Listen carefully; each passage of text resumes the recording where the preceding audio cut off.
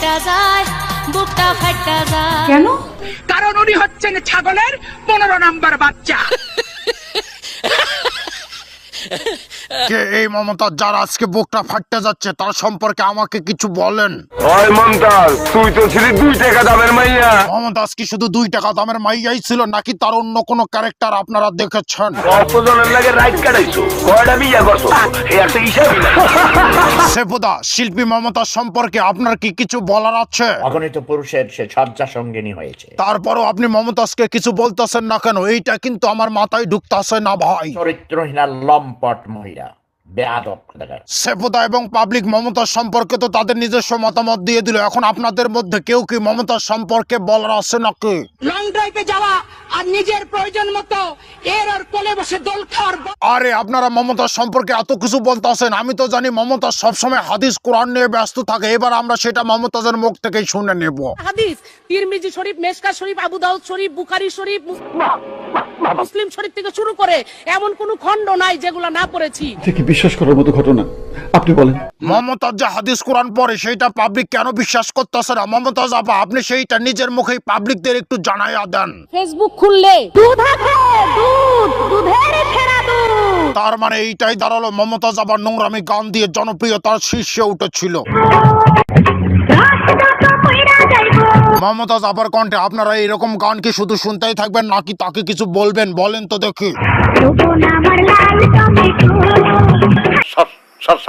হ্যাঁ, মোশাররফ ভাই এইবার একটা কাজের মতো কাজ করেছে। চাচারে আইসক্রিম আলারা মমতাজের এরকম গান শুনে যে কত মজা পায় তুই তো সেটা বুঝবি না।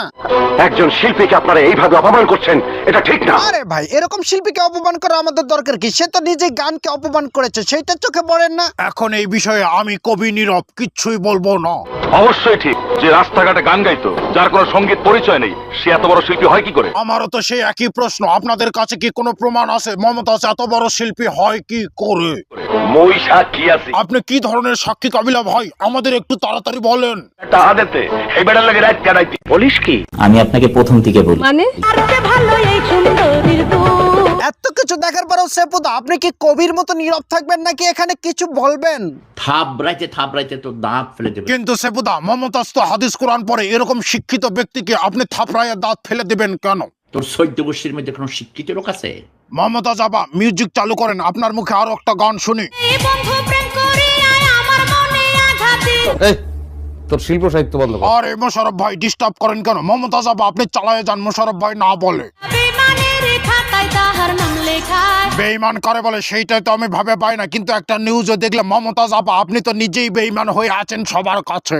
টাকা নিয়েও গাইতে যাননি সঙ্গীত শিল্পী মমতাজ বেগম। টাকা নেওয়ার পরও মমতাজ যে স্টেজে গান গাইতে যায়নি, এরকম প্রতারণা কার সাথে করলো জাতি আপনাদের কাছে জানতে চায় আপা।